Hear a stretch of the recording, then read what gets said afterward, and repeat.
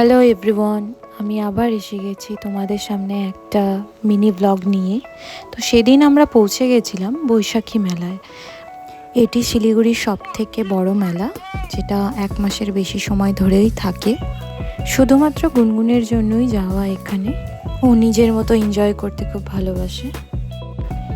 আর সেদিন মেলাতে খুব একটা বেশি ভিড় ছিল না, তাই জন্য একটু ভালো মতো ঘুরতে পেরেছি।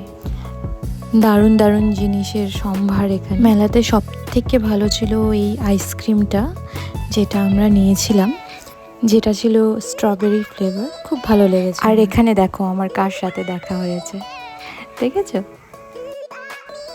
আমার এই দোকানটা সব থেকে বেশি পছন্দের। যখনই যাই বৈশাখী মেলায় কিছু না কিছু আমি কিনে নিয়ে আসি।